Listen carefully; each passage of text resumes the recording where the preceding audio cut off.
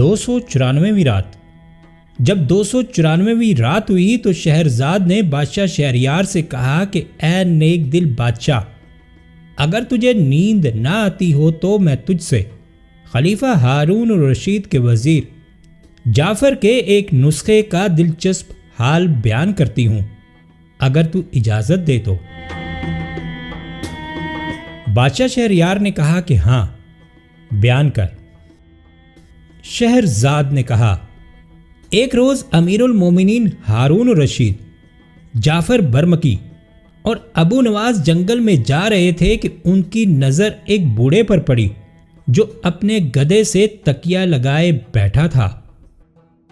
خلیفہ ہارون الرشید کی حس تجسس نے مجبور کیا کہ وہ معلوم کرے کہ وہ بوڑھا کہاں سے آ رہا ہے اور کہاں جا رہا ہے، اس لیے اس نے جعفر سے کہا کہ اس بوڑھے سے پوچھے کہ وہ کہاں سے آ رہا ہے اور کہاں جا رہا ہے۔ جعفر نے اس بوڑھے سے پوچھا کہ اے بڑے میاں، تو کہاں سے آیا ہے؟ اس نے جواب دیا، بصرے سے۔ پھر جعفر بولا، اور کہاں جا رہا ہے؟ اس نے جواب دیا، بغداد۔ جعفر نے پوچھا، وہاں کیا کرے گا؟ اس نے جواب دیا، میں اپنی آنکھوں کے علاج کے لیے بغداد جا رہا ہوں۔ خلیفہ ہارون الرشید نے جب اس کی باتیں سنی تو اس نے جعفر سے کہا، اے جعفر، اس سے مذاق کر۔ جعفر نے کہا، اگر میں اس سے مذاق کروں گا تو یہ مجھے کھری کھری سنائے گا۔ خلیفہ نے کہا کہ تجھے میری جان کی قسم، اس سے مذاق کر۔ جب خلیفہ ہارون الرشید نے اسے اپنی جان کی قسم دی تو اس نے دل میں کہا کہ اب اس بوڑھے سے کوئی نہ کوئی مذاق کرنا ہی پڑے گا۔ چنانچہ اس نے کچھ سوچتے ہوئے اس بوڑھے کو مخاطب کرتے ہوئے کہا، اے بوڑھے میاں، اگر میں تجھے ایسی دوا بتا دوں جس سے تجھے فائدہ ہو تو اس کے بدلے مجھے کیا دے گا؟ بوڑھے نے کہا کہ اے میرے آقا، اگر تیری دوا سے مجھے فائدہ ہوگا تو میں تجھے جیسا بھی بدلہ دوں گا وہ اس سے بہتر نہ ہوگا جو بدلہ تجھے خدا دے گا، بے شک وہ ایک کے بدلے 70 دیتا ہے۔ اب جعفر نے اس سے کہا کہ کان دھر کر سن، میں تجھے وہ دوا بتا دیتا ہوں جو میں نے آج تک کسی اور کو نہیں بتائی۔ بوڑھے نے کہا کہ وہ کیا ہے؟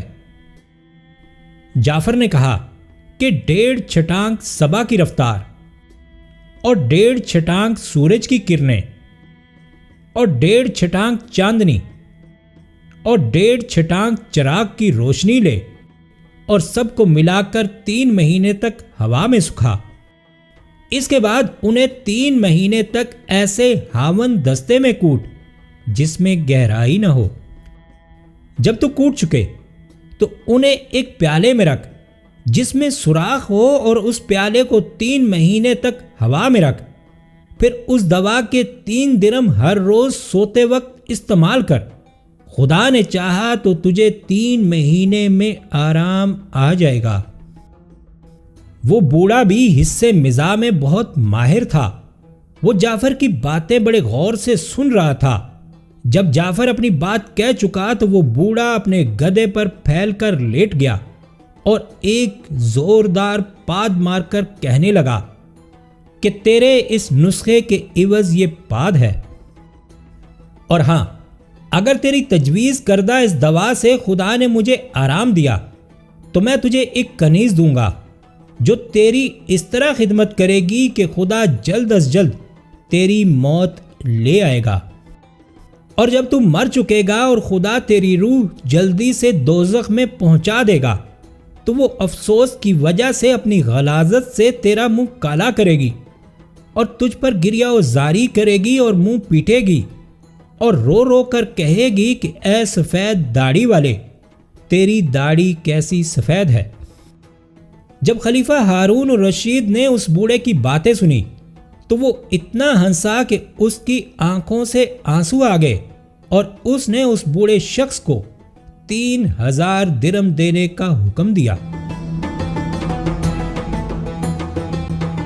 اب شہرزاد نے کہا کہ اے نیک بخت بادشاہ، اب میں تجھے ایک صحابی کی ضمانت اور ایک قاتل کی عجیب و غریب کہانی سناتی ہوں جو ان کے درمیان پیش آئی۔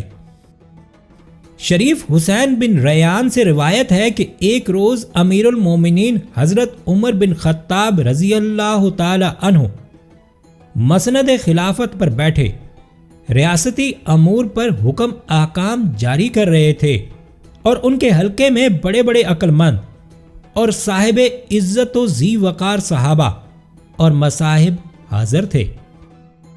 اسی دوران دو خوبصورت جوان ایک تیسرے نہایت حسین جوان کو، جو صاف ستھرے کپڑے پہنے ہوئے تھا، پکڑے ہوئے لائے۔ دونوں جوانوں نے اس کا گریبان پکڑ رکھا تھا اور اسے لا کر حضرت عمر رضی اللہ تعالی عنہ کے سامنے پیش کر دیا۔ جب وہ محفل میں امیر المومنین کے سامنے کھڑے ہو گئے تو پہلے تو جناب عمر رضی اللہ تعالی عنہ نے ان دو جوانوں کی طرف دیکھا اور پھر اس جوان کی طرف، اور پھر ان دونوں سے کہا کہ اسے چھوڑ دو، اور قریب جا کر ان سے پوچھا کہ تمہارا اس پر کیا مطالبہ ہے۔ ان میں سے ایک نے کہا کہ اے امیر المومنین، ہم دونوں سگے بھائی ہیں اور آپ کے انصاف کے طالب ہیں۔ ہمارا ایک بوڑھا باپ تھا، نہایت دانش مند اور قبیلوں میں باعزت، برائیوں سے پاک، نیکیوں میں مشہور۔ بچپن میں اس نے ہماری تربیت کی تھی اور جوانی میں ہم پر احسان کیے تھے۔ اب شہرزاد کو صبح ہوتی دکھائی دی اور اس نے یہ کہانی بند کر دی۔